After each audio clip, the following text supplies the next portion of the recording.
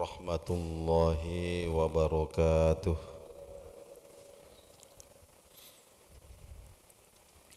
Alhamdulillahi rabbil alamin. Allahumma salli wa sallim ala asyrafil mursalin sadatina wa habibina wa maulana Muhammadin wa ala alihi wa ashabihi ajma'in, amma ba'du. Qala al-muallifu rahimahullahu ta'ala wa nafa'ana bi ulumih. Haddatsana Sufyan bin Waki' qala haddatsana Muhammad bin Bishrin an Adi bin Salih an Abi Ishaq an Abi Juhaybah qala ila akhiril ibarah. Alhamdulillah rabbil alamin. Bapak-bapak, saudara-saudara sekalian sidang jamaah subuh rahimakumullah. Subuh hari ini kita sambung kembali kajian kita masih tentang majaa fi syaibi Rasulullah sallallahu alaihi wasallam, berkenaan dengan uban baginda Nabi sallallahu alaihi wasallam. Kita sampai pada tema yang terakhir di dalam bab ini, yaitu pertanyaan beberapa orang sahabat kepada Rasulullah sallallahu alaihi wasallam. Hadis ini dari sahabat Nabi, namanya Abu Juhaybah. Qalu, para sahabat bertanya, ya Rasulullah, wahai Rasulullah, naraka qad shibta. Naraka qad shibta ay dhahara syaibu fi sya'rik. Kami melihat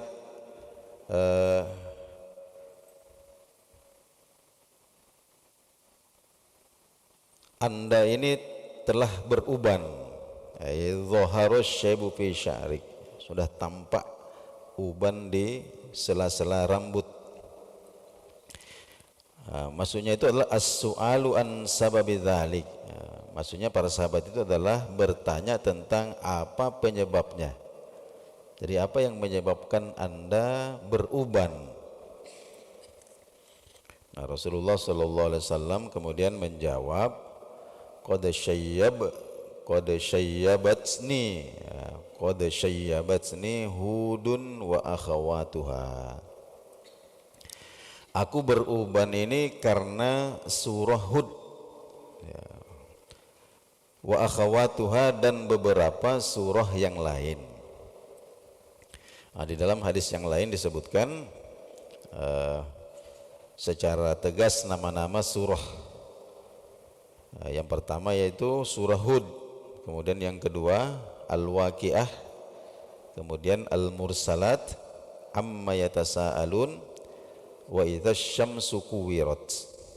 Nah, inilah beberapa surah yang Rasulullah SAW sebutkan bahwa saya beruban itu gara-gara membaca itu surah itu.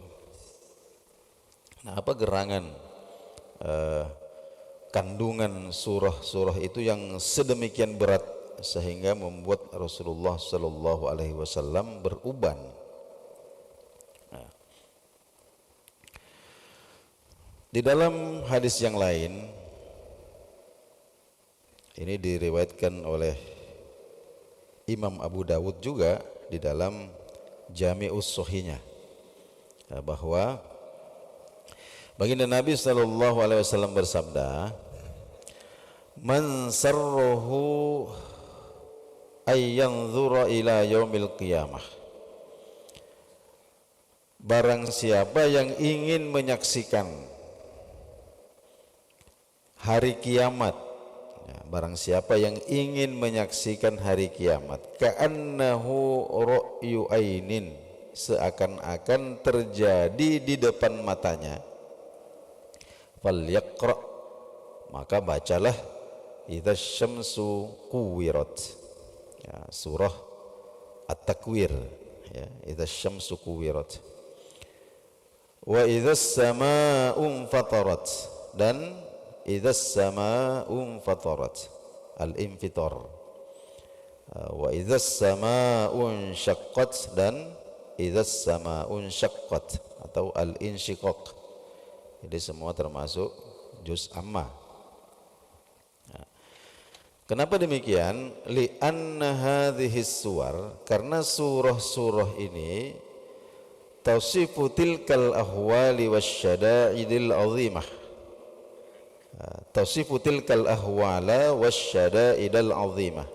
Itu menggambarkan betul bagaimana kegoncangan, bagaimana dahsyatnya hari kiamat itu, allati sayalqahan nasu fi dzalikal yaum, yang akan ditemui manusia pada hari itu. Ya. Jadi dari hadis-hadis ini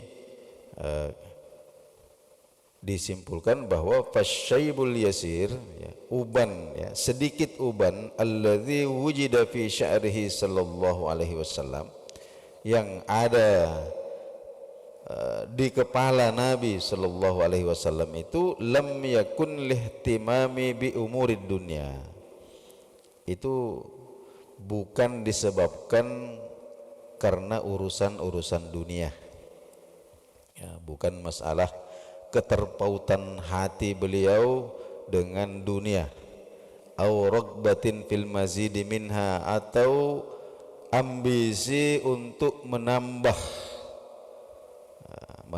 aset-aset duniawi, tidak sama sekali.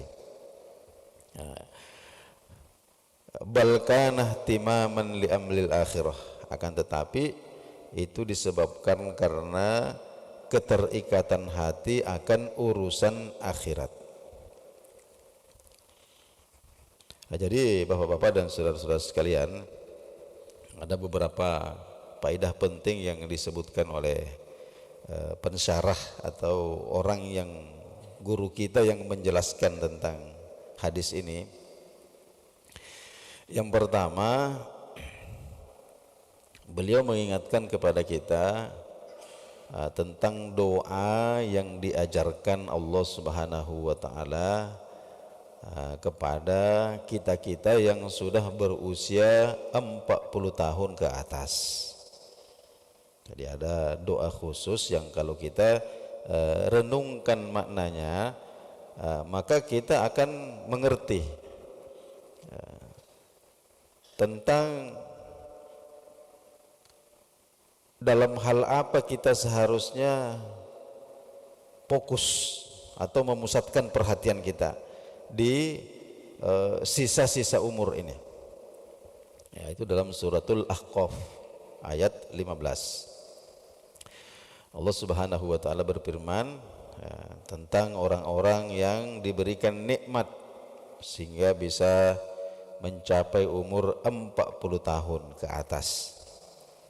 Allah ajarkan doa, Rabbi auzi'ni an ashkura ni'mataka allati an'amta alayya wa ala walidayya wa an a'mala salihan tardahu wa aslih li fi zurriyyati inni tubtu ilaika wa inni minal muslimin. Nanti bisa kita buka di surah Al-Ahqaf ayat yang ke-15. Nah, maknanya Rabbi, ya Allah, ya Rabb.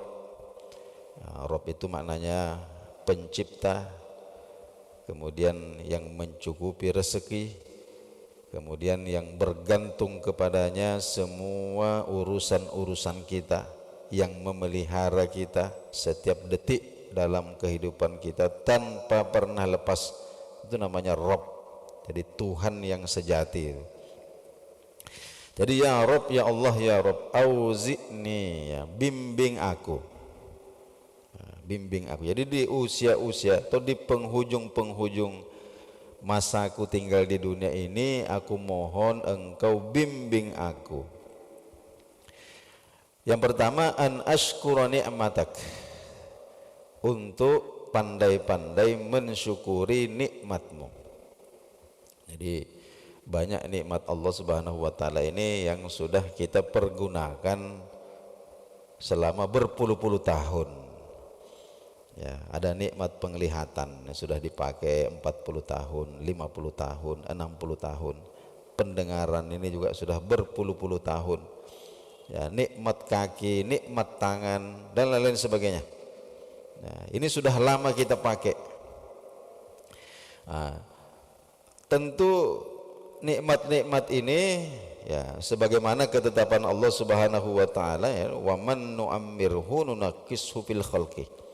Nah, barang siapa yang kami panjangkan umurnya, maka ada konsekuensinya. Apa itu? Ya nunaqqishu fil khalqi. Ya, fisik ini mulai berkurang.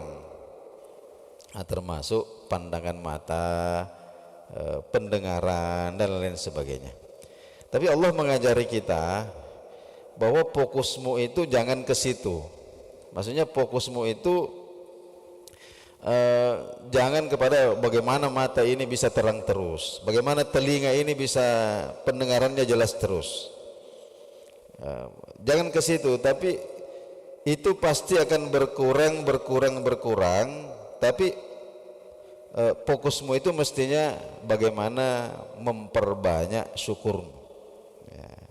Jadi biarlah nikmat-nikmat ini sudah kita nikmati lama, Allah kemudian mengajarkan kepada kita memperbanyak syukur atas nikmat-nikmat. Jangan banyak mengeluh, jangan berkeluh kesah, tapi perbanyak syukur. Kemudian yang kedua, wa ala walidayya, dan bimbing saya untuk berterima kasih kepada kedua orang tua saya. Di usia 40, 50, 60, sebahagian manusia ini sudah ada pada posisi yang mapan ya. Dan tentu itu tidak terjadi begitu saja ya. Di balik suksesnya kita ini, di balik pencapaian kita hari ini, ada jasa kedua orang tua kita. Jadi di umur-umur 40, 50 dan seterusnya itu, kita mohon kepada Allah agar membimbing kita untuk pandai-pandai berterima kasih kepada kedua orang tua kita. Jadi pandai bersyukur atas nikmat-nikmat Allah, kemudian pandai berterima kasih kepada orang tua kita, baik masih meninggal, baik yang sudah meninggal atau yang masih hidup. Kemudian wa an a'mala sholihan tardahu. Yaitu ini yang ketiga. Di fokus yang pertama tadi, mensyukuri nikmat-nikmat Allah yang sudah digunakan berpuluh-puluh tahun ini, tinggal kita pandai-pandai mensyukurinya, kemudian berterima kasih kepada kedua orang tua kita. Kalau masih hidup, kita senangkan hatinya, tapi kalau sudah wafat, maka kita banyak-banyak berdoa dan melakukan amal-amal sholih yang bisa dirasakan manfaatnya oleh orang tua kita di alam barzakh. Kemudian untuk diri kita sendiri, wa an a'mala sholihan tardahu, fokus beramal solih mencari ridho Allah Subhanahu wa ta'ala. Sudah masanya lah pintu-pintu pujian manusia, pintu-pintu apresiasi manusia itu kita mulai kurangi. Tapi kita fokus kepada bagaimana menyenangkan Allah Subhanahu wa ta'ala.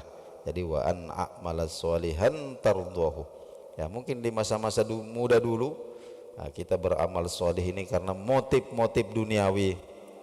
Taruhlah itu masa lalu, tapi sekarang ini sudah bukan lagi masanya untuk kita ini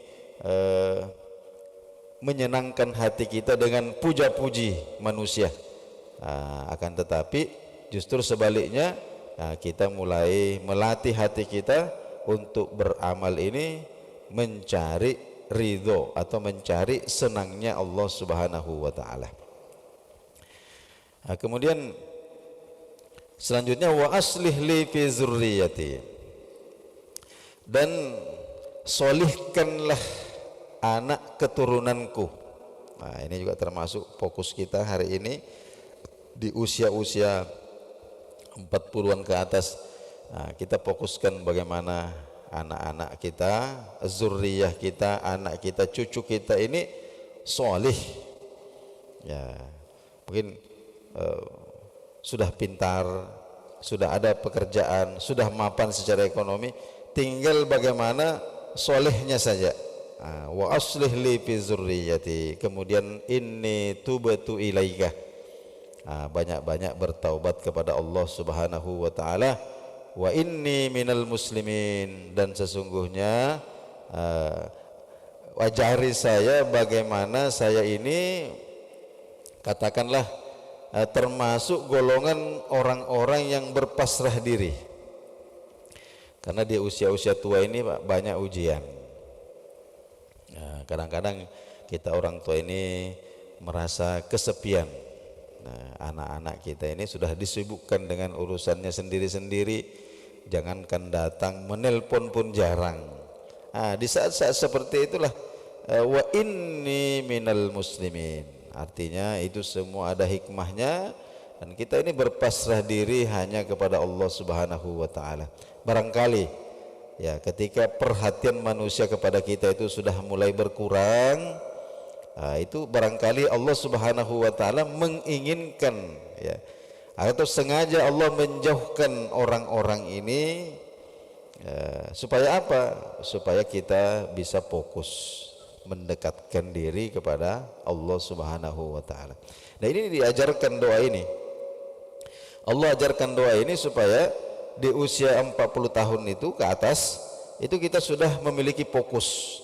Fokusnya yang pertama mensyukuri nikmat Allah, berterima kasih kepada kedua orang tua, kemudian amal soleh untuk mencari ridha Allah Subhanahu wa taala, kemudian memperhatikan bagaimana anak cucu ini bisa baik, bisa soleh, banyak bertaubat kepada Allah Subhanahu wa taala, dan menerima takdir dengan penuh keridhaan, berpasrah diri kepada Allah Subhanahu wa taala. Itu faedah yang pertama. Kemudian yang kedua, wa fihi bayanun li'azami azalil Qur'an wa kibari manfaatihi liman tadabbarah. Dalam hadis ini juga kita bisa memahami bahwa betapa besar pengaruh Al-Quran, betapa besar pengaruh dan manfaat Al-Quran bagi orang yang merenungi dan memikirkan makna-maknanya. Jadi faman tadabbarul Qur'ana haqqa tadabburih, barang siapa yang merenungkan Al-Quran robatohu bil yaumil akhir, maka Al-Quran ini akan menyambungkan hatinya dengan hari kiamat. Wa sarrafa ihtimamahu wa inayatahu lidzalikal yaumil azim, dan akan mengalihkan fokusnya, mengalihkan perhatiannya pada dahsyatnya urusan akhirat, ya, duna tafwiti lima salihihid dunyawiyah, sehingga bisa meminimalkan ambisinya untuk mengejar dunia. Nah, walihadza kana min du'aihi sallallahu alaihi wasallam, oleh karena itu di antara doa-doa Nabi sallallahu alaihi wasallam, Allahumma la taj'alid dunya akbaru hammina. Ya, Allahumma ya Allah, la taj'alid dunya, janganlah engkau menjadikan urusan dunia itu akbaru hammina, sampai menyita habis perhatian kami. Ya.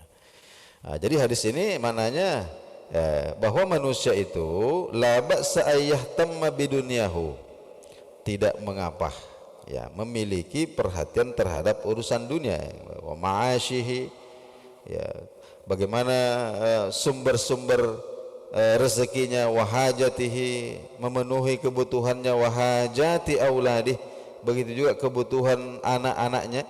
Lakinnal khata', ya, namun adalah satu kesalahan yang besar, antatwa ihtimamatuhud dunyawiyah, ketika kesibukannya mengurusi dunianya itu lalu kemudian membuat dia itu mengabaikan allazi khuliqa li ajlih, maksud penciptaannya, ya, wa huwa tauhidullah taala, yaitu mengesahkan Allah Subhanahu wa taala dalam ibadah-ibadah kita, wal isti'dadu liliqaihi, mempersiapkan diri untuk bertemu dengan Allah, wat tazawwudu liyaumil mi'ad, dan menyiapkan perbekalan untuk hari kita kembali kepada Allah Subhanahu wa taala. Jadi ketika kita membaca Al-Qur'an, kita renungkan maknanya, terutama surah-surah yang disampaikan oleh Nabi kita sallallahu alaihi wasallam yang menyebabkan beliau beruban. Surah Hud, Al-Waqiah, Al-Mursalat, tergambar dengan betul bagaimana kedahsyatan marhalah-marhalah atau tempat-tempat persinggahan kita nanti, mulai dari alam barzakh sampai padang mahsyar, sampai mizan, sirat, dan seterusnya. Maka itu akan membuat hati kita ini memiliki sambung rasa. Jadi tersambung rasa kita ini dengan hari kiamat itu, sehingga memotivasi kita untuk semakin mendekatkan diri kita kepada Allah Subhanahu wa taala. Kemudian selanjutnya, wa nastafidu minhu aidan, pelajaran yang lain, annal Quran, bahwa sesungguhnya Al-Quran itu adalah tibbun lil qulub, ya, adalah obat hati, wa shifaa'un lin nufus, dan penyembuh jiwa. Jadi setiap kali seorang hamba itu, ya, jadi seberapa besar perhatian seorang hamba terhadap Al-Quran, ya, dalam membaca, mentadabburi maknanya, maka akan semakin besar juga, ya, fokusnya kepada akhirat itu. Jadi Allah Subhanahu wa taala di antara ayat-ayat yang terakhir yang beliau turunkan kepada baginda Nabi sallallahu alaihi wasallam, bahkan ini riwayat yang paling kuat bahwa ini adalah ayat yang terakhir, yaitu suratul Baqarah ayat 281. Wattaqu yauman turja'una fihi ilallah. Wattaqu yauman, ya, takutlah kalian kepada hari ketika kalian semua akan dikembalikan kepada Allah Subhanahu wa taala. Ya. Ma'asyiral muslimin wal muslimat rahimakumullah. Jadi walhasil, dari kesimpulan daripada bab ini, yang pertama bahwa baginda Nabi sallallahu alaihi wasallam ini ada beberapa rambut beliau yang beruban, ada di kepala, ada di pelipis, ada juga di jenggot beliau. Tapi itu jumlahnya sangat sedikit, ya, sampai-sampai digambarkan bahwa kalau beliau meminyaki rambutnya itu ubannya tidak terlihat, ya. Kemudian yang menyebabkan beliau beruban itu tidak lain dan tidak bukan adalah karena begitu fisik beliau ini memang ada di dunia ini, akan tetapi hatinya ini tidak pernah, ya, lepas dari ingatan, ya, akan hari akhirat, ya. Dan kita diajarkan caranya. Bagaimana caranya kita sambung rasa dengan akhirat itu? Tidak lain dan tidak bukan adalah dengan berakrab-akrab dengan Al-Quranul Karim. Bapak dan Ibu sekalian yang saya hormati, ya, sampai di sinilah kajian kita tentang uban, ya, yang rambut putih baginda Nabi Sallallahu Alaihi Wasallam. Pada pertemuan kita yang akan datang, kita akan masuk pada bab yang baru, yaitu maja'a fi khidabi Rasulillah sallallahu alaihi wasallam, tentang semir rambut baginda Nabi sallallahu alaihi wasallam. Kita akhiri, ya, semoga Allah Subhanahu wa taala berkahi dengan doa kafaratul majlis. Subhanakallahumma wa bihamdika asyhadu an la ilaha illa anta astaghfiruka wa atubu ilaik. Wassalamualaikum warahmatullahi wabarakatuh.